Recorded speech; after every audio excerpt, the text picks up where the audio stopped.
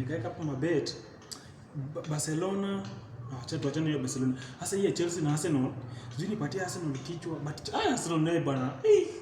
Umetunya wanataka kunyang'anya wanafanya sisi tutapata kikombe. Lakini sio kwa kama mafala. Yaani sio ndio itaingiana. Sasa ni anili sawa ni. Mimi nataka kupatia Chelsea na iyekie kichwa. Acha ngeni kwa mafala.